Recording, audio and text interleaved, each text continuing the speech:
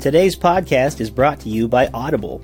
Get a free audiobook download and 30-day free trial at audibletrial.com/voicesinmyhead. That's audibletrial.com/voicesinmyhead. Over 180,000 titles to choose from for your iPhone, Android, Kindle, or MP3 player. That's audibletrial.com/voicesinmyhead.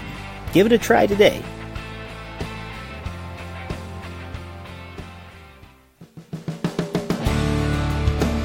Welcome to Voices in My Head, the official podcast of me, Rick Lee James. I'm a recording artist, a singer, songwriter, an author, a worship leader, and an ordained minister in the Church of the Nazarene. The Voices in My Head podcast is your source for discussions on music, literature, movies, pop culture, theology, and more. Now sit back, relax, and listen to the latest episode of the Voices in My Head podcast. And don't forget to let the voices in your head be heard by following me on Twitter at Rick Lee James and sharing your thoughts about today's show. If anyone is qualified to speak intelligently about Christian music, it's today's guest. Dave Trout has been in Christian radio in some form or fashion for just over 23 years, including work at WETN-FM in Wheaton, Illinois, WCFL-FM in Morris, Illinois, Moody Radio, and ReFrame Media. He started the Under the Radar radio show in 2008 while working at ReFrame, and in 2014 that show became its own independent nonprofit ministry. Under Dave's oversight, and in 2017, the organization underwent a creative relaunch and now produces a wider variety of media projects under the new name UTR Media. Besides well-crafted music, Dave loves pizza, watching Netflix and Hulu, Apple products, fishing, the Cubs, and driving 5 miles per hour over the speed limit.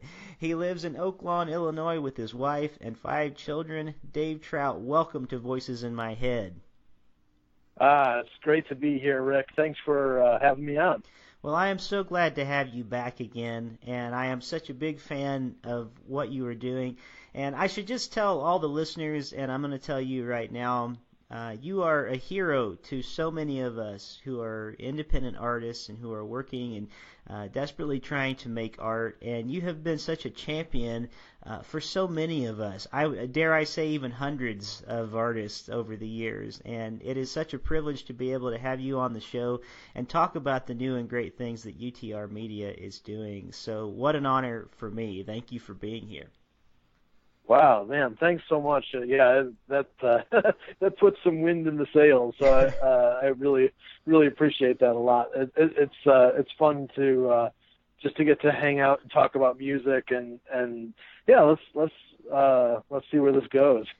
Yeah, certainly. Well, right at the top of the show here, I want to refer everyone to utrmedia.org because that is the new home for what used to be Under the Radar. Under the Radar was that great radio show that Dave ran for many years, and it showcased artists, and it was really, as I said before, it was a way that Dave really championed artists that people maybe had not heard of before and gave them more exposure than they had been able to get. And UTR Media is now the new name for Under the Radar. And when you go to utrmedia.org, you'll see, first of all, an about, so you can click on and find a little bit more about UTR Media. But then they have podcasts, and they have 5 different podcasts. They have videos, they have news, and there's some contact information on there if you're interested in UTR Media. And I love it. I spent this morning while I was working out, I actually had time to listen through just again to refresh my memory on some of the new shows. I listened to 4 of the shows total, and cool. I loved them. So I want to run down real quick the podcast that you have there as of now, and it seems like it's continuing to grow. But you have the Green Room Door, the Good Patron, which, by the way, what an awesome idea! It's a podcast designed to help support independent artists and to help fans know how they can do that. There's the Gourmet Music Podcast, which is actually much closer to what the Under the Radar show used to be. And then there's Release Date, which is a very cool one right now, because Release Date is talking about your making of this Rich Mullins tribute album, and it's fascinating to hear. And then there's Side Note, which is a new one, which I don't think is actually out yet, but it's coming. Is that correct? Right, yeah. The first couple episodes are actually in production right now. So I think that's coming out, I'm guessing, the first half of next month. So we'll see how it all develops. But you're familiar, I don't know if you've had him on your show, but you're familiar with Nick Flora. Oh, yes. And Nick is actually going to be producing and hosting that new show, Side Notes. That's fantastic. Yeah, Nick has been on the show several times, and good friend, and I'm so glad to hear that, because Nick is a great podcast host himself, and and he's doing some great music. He's doing some great shows, and he's just an all-around good guy. So I'm so glad to hear that.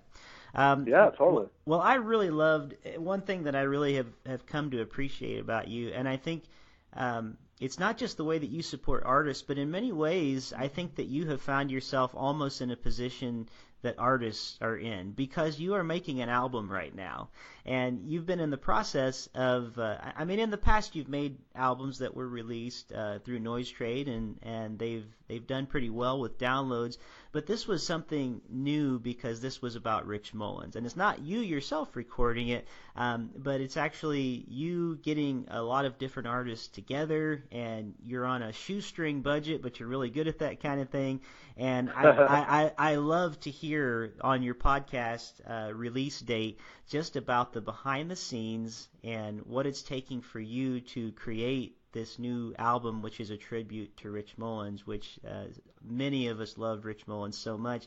But I think it's, and maybe you would testify to this, it's probably giving you a unique perspective in that you're almost in the seat of what many of us artists are, who go through the recording process and trying to figure out how to make ends meet, and how to make how do we best market this, and how do we pay people that we need to pay, and how do we get the studio space and things like that. So would you say that you've kind of found yourself in a new appreciation for the artist in that side of things? Oh, yeah, for sure.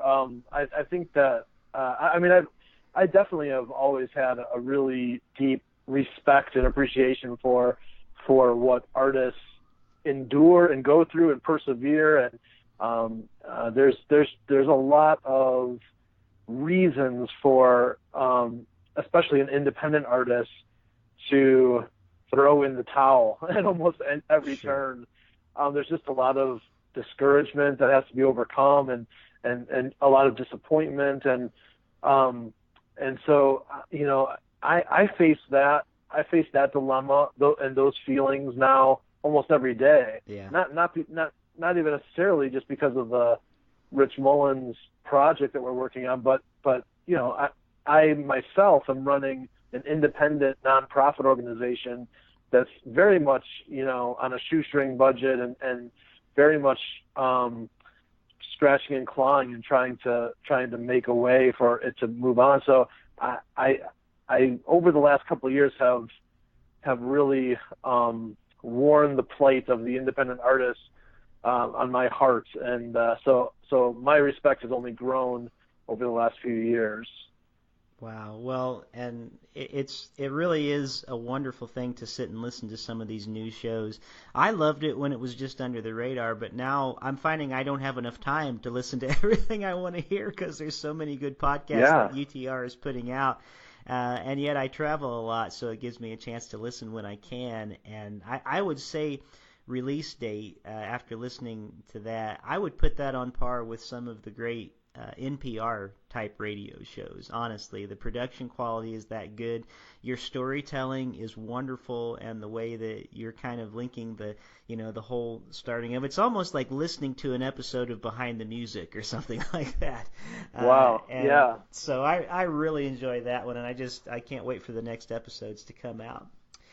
That's really kind of you. That's exactly the vibe we're going for We wanted it to have kind of a more NPR type vibe, and I've never done a podcast like that before, so it's definitely kind of a new thing for me, which is exciting. It also means it's really the hardest thing I'm working on right now.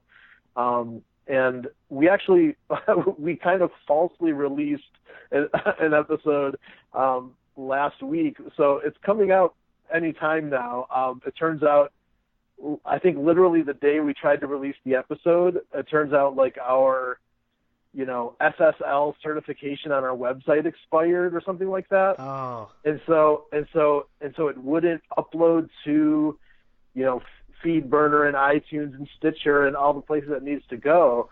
And then our web guy has been on a business trip the last few days, so we're trying to get that fixed. And then I'm excited for you to hear this new episode of release date. So hopefully by the time listeners are actually listening to this conversation, that will be out.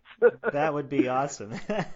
That's great. So, thanks, man. Yeah, you're doing a wonderful job, and I'm so glad to not only talk about UTR Media today, but you find yourself in a unique position to talk about Christian music from the side of radio. And I think not only just because you have so much experience in it, but you have developed so many relationships with so many wonderful artists through the years, and people who are genuinely creative, and people who are struggling not only with how am I going to get the money to get this next album made, how do I get it promoted, but how do I actually be artistic while I'm doing that? How do I create something that's different and try to make it stand out in a way from what maybe is on the radio right now?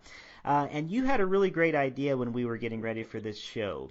And I'm releasing this podcast on Tuesday, October 31st. At your idea by Halloween. Yeah, well, Halloween.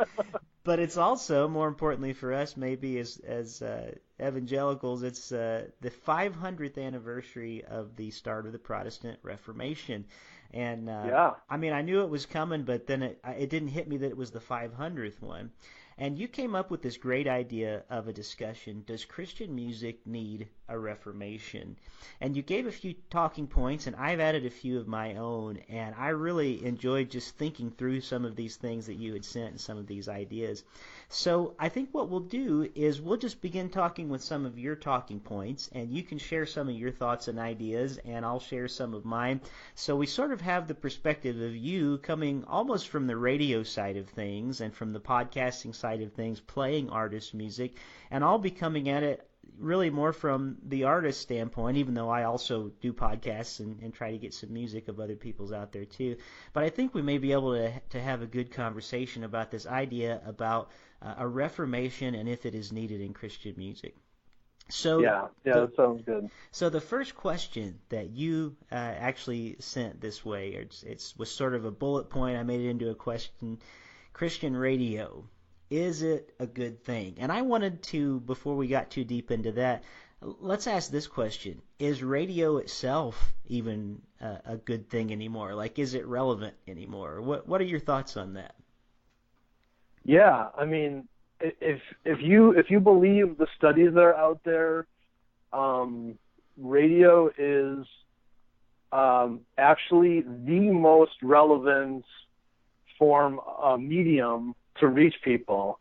At least according to the studies, they would say that not everybody owns a television, not everybody owns a smartphone, but 90% of I'm not sure if it's the entire world or if it's just 90% of Americans have access to a radio. Doesn't necessarily mean they're all listening to it every day, but more people have access to that medium than any other medium that's out there. So for starters, yes, there's some relevancy to it because it's a great opportunity for communicating to masses of people. So that radio in general, definitely is considered old media. So newspapers, television, radio, these things, magazines, those are old media, and yes, most people know that these old media are dying. They are shrinking in their reach, and a lot of local newspapers have folded. A lot of magazines have gone to online only distribution. A lot of radio stations, independent radio stations, have gotten sold to big conglomerates, and so a lot of changes have happened that show signs that these old forms of media are dying. So their relevancy going into the future is definitely something that's questionable. And it's interesting to me to think about the way that even radio itself has changed, because often we still have the radio stations, but it seems like through things like iHeartRadio and other media like that, we're actually hearing radio on smart devices, and oftentimes we're tuning into stations even at times where we aren't even living in the same state, or even anywhere where we could get it if we just had a car radio or something like that. So it's interesting it'll be interesting to watch and see how that happens exactly. But we do know that Christian radio is still pretty big in many ways. I think of like K-Love and other stations that are similar to that, and I'd have to go to different parts of the country to know which the big ones are. But that would be the question where maybe we should get into the idea of sort of who's being played on the radio, and we could almost use radio as a metaphor for many things, like because the ones that we hear on the radio are generally the ones we also see on the TV. If we have like a station that plays videos, they're the ones that we would see if you walked into a bookstore, or like even something like Walmart. At times you might see their CDs. Those seems to, even though the CD section is shrinking rapidly too, and in some places almost non-existent, those are sort of the big artists. If Right. they've made it on that level, they've made it.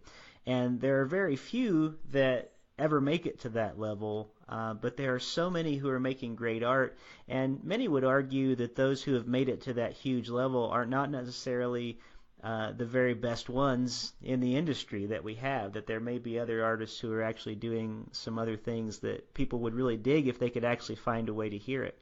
So the definition of reform, I looked this up so we would know to have this Reformation conversation. To reform something is to improve or amend something that is wrong, corrupt, or unsatisfactory. Okay? So of those three words, wrong, corrupt, or unsatisfactory, would we find any of those words applying to Christian radio in our opinion? Yes. I'll tell you what, I probably have a hard time calling it wrong, because I do know that Christian radio, and specifically, I do have thoughts about Christian talk radio, and whether that's, conversational or preaching programming. For the sake of this conversation, I'm really just focusing on Christian music radio. And I think that I have a hard time calling it wrong, even though some people would say it's wrong for them personally. It's a wrong fit. Maybe that's a little bit more of the unsatisfactory route. But I would not be afraid to say the word corrupt does seem to come to mind when I think of the kind of the state of Christian radio right now. In fact, I was not long ago, in fact, this week, listening to a major fundraising drive on Christian radio, and I was so disappointed and discouraged about just how they went about it. It seemed I don't know, just a little bit inauthentic and almost like kind of using a lot of spiritual language to almost manipulate people into giving toward their organization. I I'm just not a fan of that. Sure. But I think the biggest kind of form of corruption, which I hate to start on such a heavy note, but why not? Let's dive in. One of the things that is a very, very discouraging trend in Christian radio, and I think a lot of people commiserate with this, is the narrowing of the format, and the narrowing of the number of artists that they play, and even the narrowing of the number of songs that get featured. It's become a very, very, very small sandbox, which very few people are invited into, and I've been kind of following that trend and trying to learn about it, and one of the things that's really disheartening is that the vast majority, and I mean probably over 80%, maybe even, I would say over 80, maybe even over 85% of Christian music radio out there is nonprofits. That rings my bell because I run a boutique nonprofit. Right. So I love the world of nonprofit. However, for some reason, most of these radio stations, with very, very few exceptions, are almost handcuff themselves to the trends of whatever the record labels want to disseminate. Sure. Even though, as nonprofits, the only people that they're really accountable to is their own board of trustees and their donor base. Literally, Christian radio could be the most vibrant and diverse landscape around because they're not shackled to those rules. They can be free to try new things, to play new artists, to create a very diverse landscape. And being a nonprofit gives them that freedom because they don't have to only feature those that would bring commercial success. Yet, because of a lot of unsavory reasons, including just following some sort of weird testing that goes on with music, and often just kind of blindly following whatever the leader of the troop kind of says is the right thing to do, most Christian radio finds themselves just kind of kowtailing to the Christian music industry, which would be like the record labels, which are, by the way, all for-profit entities, and not just for-profit, they're all owned by folks, they're all owned by bigger organizations that really could care less about the faith aspect of the music. They simply want to make money, and they're only looking at dollars and cents and trends and sales.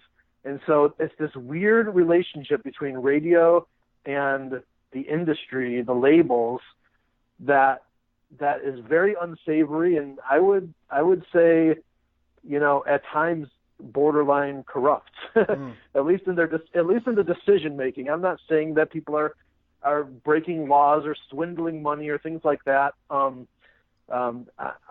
fact, most of the people that I know inside of Christian radio are just the greatest people, just the kindest, sweetest people. But they have this wonderful opportunity to be doing something fresh and new and innovative, and yet they don't. They choose to sort of be submissive to these large for-profit entities, and so that's very disheartening to me. Well, and I think, on some level, too, it's probably a scary thing to try something that hasn't worked before in many ways. I think that's why, in some ways, podcasts like yours, for instance, and many of us who try to make a show, we're a little less bound to the system because for many of us it's like, well, what have we got to lose? Let's try it, you know. And I think in many ways, you know, radio sort of has this, well, this is what's always worked in the past, so that's what we need to keep sticking with, and we'll try something that falls into this pattern and into this form. And, you know, it's funny how just as humans, I think we fall into that. Churches definitely fall into that mode of things. We're just going to keep doing it the way we've always done. And yet, as I think about my complaints, you know, with Christian radio, I start thinking of it in more theological terms in some ways, too, when I think about it. Because one of my major complaints would be that in the noble effort that I think Christian radio has to reach as many individuals as possible with the message of the gospel, which is a very noble thing, it has somehow started to work against authentic and beautiful music oftentimes. And there's an argument that could be made that it ends up packaging the message of the gospel sometimes into something that is boring and watered down and unoriginal. And I think the gospel gets obscured because if we're describing the gospel of Christ, or if you think of the gospel for like the gospel Jesus brought and what it means to be lived out in the earth, words like cheesy and banal and unoriginal and boring and watered down, those things shouldn't come to mind, you know, when you're thinking about the gospel of Christ. And yet, in many ways, I think that that's what I hear from people in the outside world especially. It seems like Christians sometimes give it a pass, but people who aren't Christians often listen to it, and they'll use those exact words about it, which is why it seems so unappealing in some ways. And I think, you know, another source of this problem as we're having this conversation is maybe when, like certain formats, they box themselves in, like you just said so well. There's a box that they fit into. Let's just pick on this one for a second, like positive and encouraging, like that. Everything has to be only positive or only encouraging, or we can't use it. And I guess that's okay on some level. But when you think of the gospel, Dave, and this, I'll just ask you this, and you can respond. When you think of the gospel, do you think of it as positive and encouraging, or do you think of it as something more? Right. I'm glad you put it that way, because it is positive and encouraging, of course, but it is also something so much more. And, you know, and I think that one of the things that is concerning, and why I kind of even brought up the whole kind of corrupt aspect of it, is that the goal of Christian music nowadays is sales. You know, that is really the end goal. And I don't necessarily fault any business for having the goal of having a lot of sales. If you're a Christian plumber, I would want you to have a lot of business as a plumber, right? But like, I'm not necessarily saying just by definition, but however, we have linked ministry in with Christian music. So, you know, like the pledge drives that I'm hearing, they're using the language of, you know, this is the spreading of the gospel. This is the presentation of ministry. We are changing lives. And if you're going to take that approach, then you have to pick music that does reflect the gospel in its wholeness, and not just the songs that have a certain sound, or only the songs that are upbeat, or only the songs that are in a major chord, or only the songs that are safe for the whole family, and don't you know. Got to be careful not to you know, make anybody feel a little bit uncomfortable, and so it's created a very white-walled presentation of, quote, ministry, which just the whole thing is kind of feels a little bit off.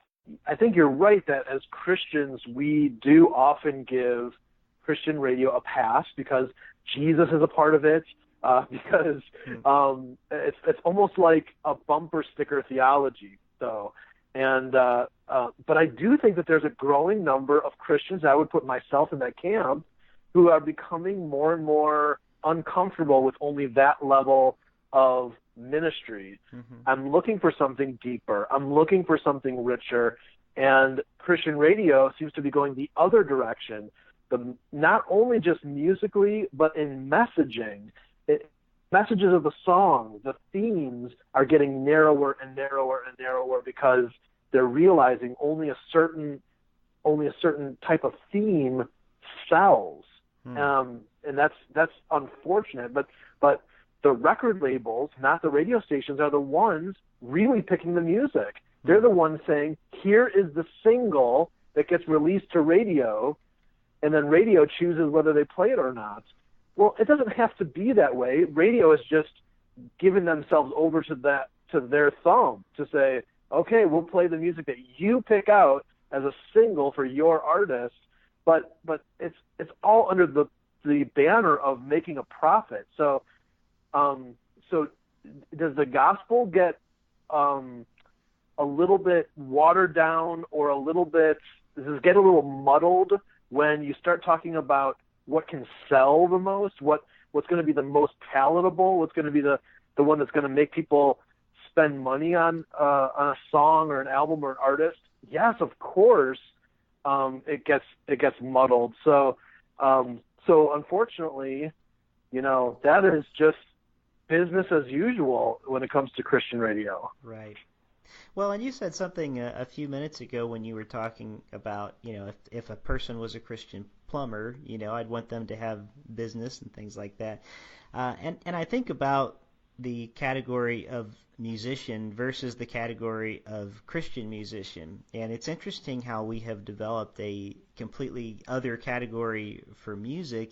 Now, there's people like me who, I'm a minister, I work in a church, and music I tend to write music, hopefully, that can serve the church and worship in some way. So I realize that I write from a different standpoint than a lot of people.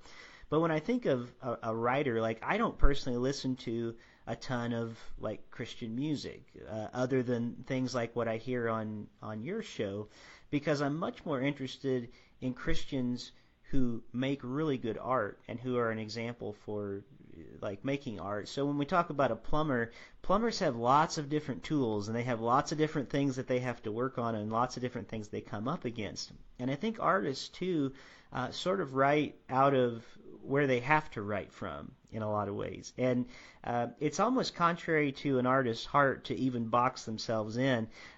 For me, I feel like I'm the most free when I'm writing for the church, and I feel like for whatever reason my calling is to write in that way. But there are times when I write other things too, because I don't feel like at all the time my heart needs to be boxed in that way. And sometimes I think some of the most well-written, most creative, most inspiring, most touching music is music that is often made by believers, sometimes by unbelievers too. But it comes from a place of a real deep searching and a real deep longing. And it would be, it'd be a mistake, I think. This is one thing that I'm going to talk about as maybe what a source of a problem might be. There is almost this idea that if it's a Christian that's making it, it should be, for one thing, overtly Christian to the point of almost it has to invoke the Trinity in every, in one verse or something like that. But also the idea that it has to be cutting edge, it has to be the latest thing and the biggest and whatever new technology is out there. And that's fine on some level, but I also think there should be room for the ancient as well. And if you're a person who your art is best by doing something that is not necessarily the most cutting edge thing around. I think of somebody like, let's just use an easy example, somebody like Bob Dylan, all right? Bob Dylan's been making music for a long time. He's been writing lots of different songs, But most of it, when it comes down to it, he's not using anything really technically innovative in his writing. He's got a guitar or a piano, and he's writing lyrics. How weird would it be if Bob Dylan was told, your next album, we want you to do art, but this has to be like house techno music, So make sure every song is that. And I think there's something to that. If we didn't allow him or other artists like him to have their expression, we also wouldn't have gotten the great art that they've given us over the years, because it's just too boxed in. And for that reason, so often we don't get to hear some really incredible art, which maybe sometimes it is just, a guy or a girl with a very simple acoustic guitar arrangement of something, but with just lyrics and a melody that just knocks your socks off. But maybe we're not going to hear that because it doesn't have, big synthesizers, and it doesn't have a verse, chorus. Here's the huge bridge build up, and here's that second chorus, and then back to the first chorus, type thing that we so often get.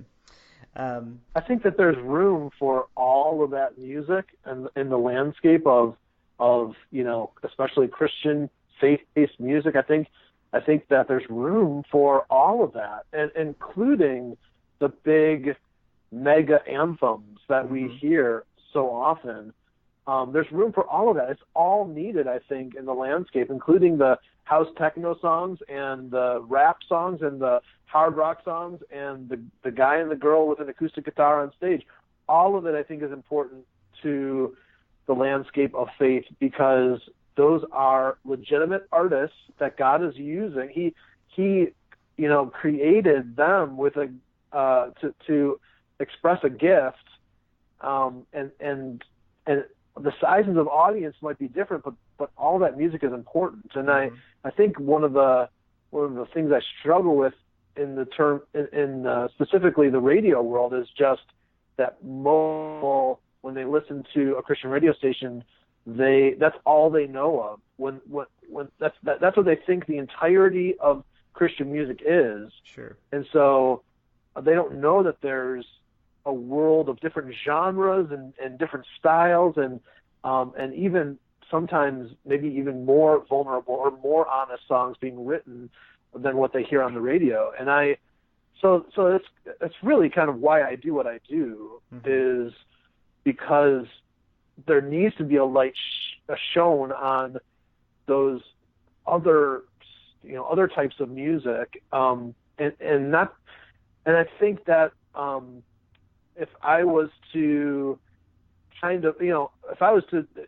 send a message to Christian radio, it'd be if you were doing your job in sharing the wide scope of faith-based music that's out there, even just slightly more than what you're doing, I wouldn't have to do this job. Like you would be, presenting a cornucopia of great art that can be enjoyed and processed and engaged with.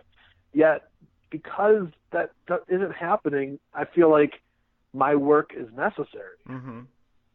Well, let's talk about that a little bit, because I know that UTR Media is helping and doing its part in the best way that you can to reform Christian music in many ways. And you've offered a place for us to hear so many different varieties of music from so many talented artists over the years. And you've actually created not only a place to hear music, but I think you've created a community. I can't tell you the number of friends I've made just through Under the Radar and then now UTR Media, people that may hear you on my podcast or me on yours, or come to a concert and then we become friends and things over social media. And there really is a community aspect to UTR Media. So I want to, as we start wrapping up our conversation today a little bit, I'd love to talk about how UTR is doing their part to reform Christian music. And what's the best way what do you feel like we should do to kind of dive into that conversation? Yeah. The beautiful thing is that music exists. Music is a wonderful tool, and and it's actually one of the oldest mediums out there. You know, the Facebook and the internet and TV and even radio did not exist in the Bible, but yet God was speaking through music in the Bible, and music will continue on, whether, you know, no matter what other technologies develop. I think music has always been a matter of the heart, and will always be something that will be a gift from the artist to the receiver. And so I think one of the ways that we are trying to reform Christian music would be just to redefine Christian music, because I think that even myself growing up listening to, you know, the music heard on the radio, you know, if somebody asks me the question, you know, what is Christian music? At different points in my life, I'd have very different answers, and in some ways, you know, it's based on the lyrics, right? Mm-hmm. But then you have someone like Lionel Richie write a song that has the word Jesus in it, and does that become a Christian song now? Because, like, you know, I don't necessarily know his faith position, but I've never heard him in an interview, you know, share that he has a faith in Christ. So you know, it's sort of like, how do we define it? Where do you draw the line? And I think I actually came about thinking about this in a unique way. While I was working at ReFrame Media, we were interviewing for a position of like a blog editor, mm-hmm. and the boss in charge basically said, after one of the interviews, he kind of was giving the staff an update on how things went, and he said, I'm interested to know, what do you think is the best Christian movie ever made? And the person who was being interviewed, and my ears really perked up. I was like, oh, I wonder what he was getting at here. And the person who was being interviewed for the job was just stumbling and stammering and trying to figure out, how do I answer this? Like, you know, is Chariots of Fire a Christian? I don't know. And then all of a sudden, you know, he started to give some sort of answer, and the boss just chimed in and said, No, I'll let you off the hook. The right answer is, there is no such thing as Christian movies. Right. There's only movies made from a Christian worldview. Meaning, if you are a Christian filmmaker and you're presenting art from your perspective, then it's flowing through a Christian worldview, whether the end product is an action movie or a drama or maybe even a schmaltzy church movie. It doesn't matter. What matters is the worldview that's presented through the art. And so from the very beginning of Under the Radar, that's the perspective that I took when it came to playing Christian music. That way, I wasn't defining it by the lyrics. I wasn't going to only play songs that mention God, or only play songs that mention Jesus, or define it by a sound. I was going to define it by a worldview. So to me, Christian music is music made by Christians. Right. Simply put. Mm-hmm. And that might mean that some of that music is expressing doubts and fears and talking about their struggles in a marriage and talking about raising kids and maybe even just nature or the beauty of going on a hike. And it may not mention God or Jesus in it at all, but these are all people of faith processing their lives through art, through music. And to me, that is what Christian music is.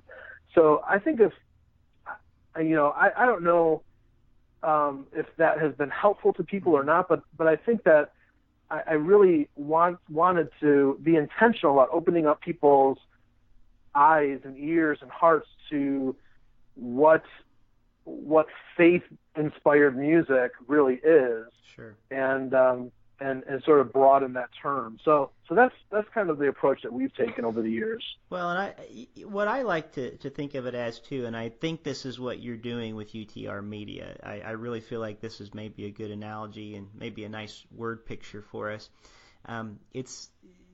There's a big enough place for more than just one thing, as you've already said before. And if you think about like what we eat as human beings, if we only ate candy, we're not going to be very healthy and whole people. Matter of fact, we'll probably die in early age if candy's the only thing that we eat all the time, because the sugar will just get to us. And yet, at the same time, there's like if you look at a buffet and you see all the offerings that's there. I mean, there may be a salad, and there might be green beans, and there might be pork, and there might be chicken, and there might be pizza, and there might be, Brussels sprouts, and, ice cream, and I mean, it might be just, you name it, they have it there. And there is a place for all these things, and at some point, it seems that any of those foods are appropriate, and sometimes they're nourishing. Sometimes you need the candy because, hey, you know what? You just want a piece of candy every now and then. It tastes good. It's fun. But if that's all you live on, or if all you live on is salad, you may find yourself to be a person who needs a little sweetness in your life too. And I think about the depth of Scripture and all of the emotions and all of the human scenarios that happen just in the Bible alone, let alone church history as we've had it in world history. And I feel like what you are offering with UTR Media is you are showing that, hey, there's something so much bigger than just what we're seeing. Just as if we were to say, there are other films out there than just the Christian ones, that we dub Christians with the finger parentheses, so to speak.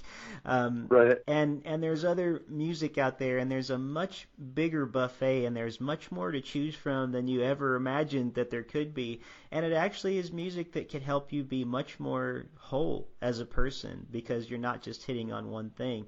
And I feel like that's what you're doing. I look over again at the shows that you're offering on UTR, let alone the videos that you're putting out, which are great.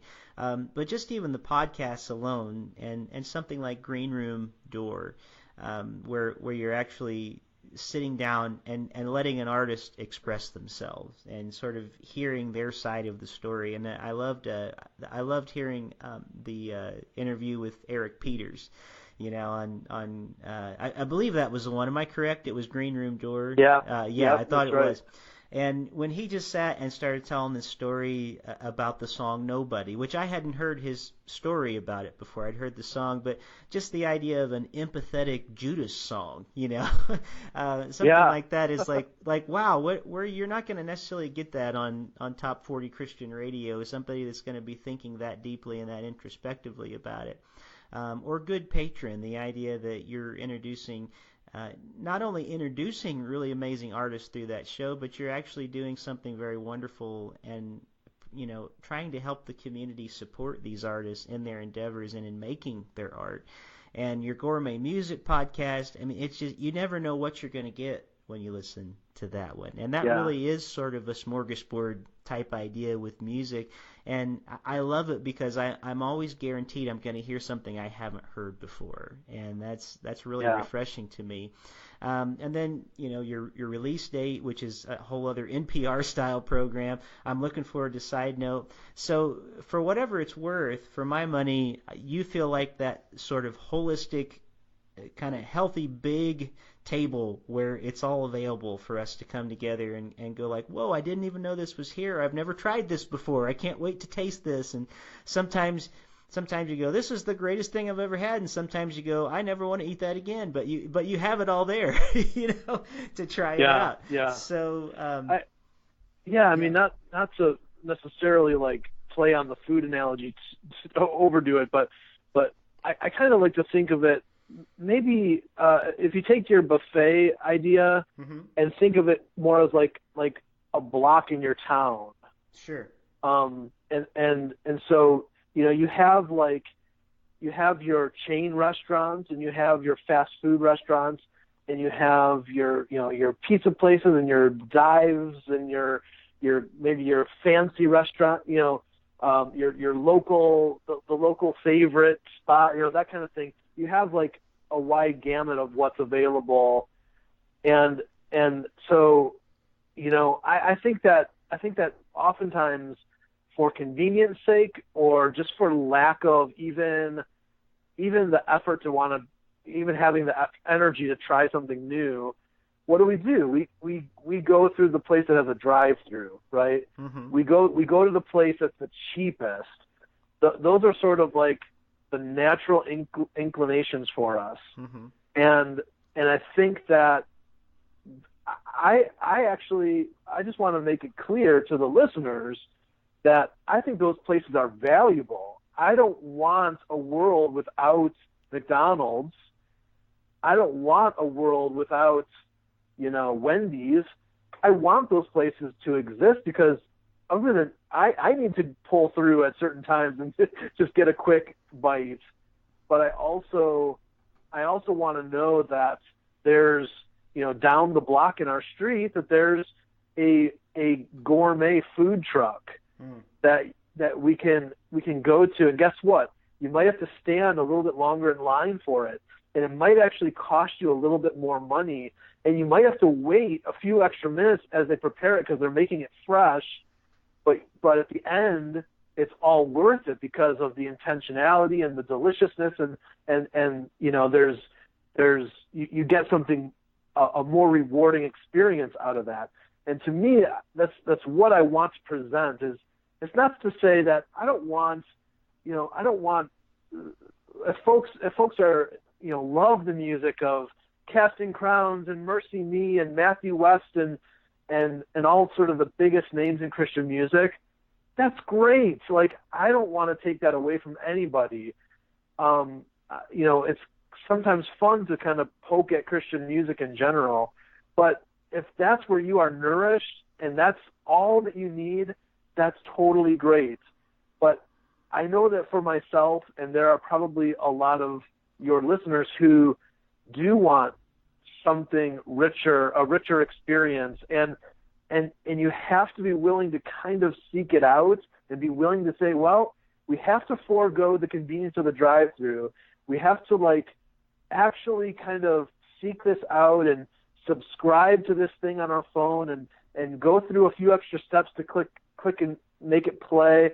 It's not just going to be right on the radio. Mm-hmm. And but hopefully the experience is rewarding at the end of the day, where they go, oh, that nourished me way more than I could have if I only listened to the FM dial. That's my hope, and that there are people out there that need that something more, mm-hmm. and we can hopefully focus and support and provide a platform for a bigger array of like we say, a more gourmet music way of experiencing art from a faith perspective. Yes, I think you said it very well. That was great. And now we've exhausted the food analogies, so we can't go back to that anymore. But yep. Man, that was good, and I love the way that you put that on there. Well, Dave, I am really loving, and I have to say that I admire you from the perspective not only that you take such great care with what you put out each week, but I really admire you in the way that I have seen you walk and take steps of faith with God, stepping out to do scary and big things and things where you didn't even know if you'd be able to keep doing it. And I've kind of watched you from afar, and at times I get to be near you whenever I visit Chicago. And I just want to thank you for your obedience and your example in stepping out and do things like this, because, speaking of what you do, and it takes time to do something gourmet, and it takes time to do the kind of thing that you're doing. And there may not even be all the rewards in the world for it, and maybe not even things that you'd like to see at once. But I can tell you, as one who is from afar and who is watching what you're doing, it's blessing my life, and it's helping me as I continue, hopefully, to step out on faith and go where God is leading me. You're my hero in many ways, and I think that many of us who have been listening to UTR and have been kind of walking with you over the years, I think you've been an example for us, and I want to thank you for that. Wow, man, thank you. That's so kind. I can't live up to that. So I really am honored that I get to. I'm honored that God, in His just vast grace and love for us, allows us to serve Him in ways that we're passionate, that we love.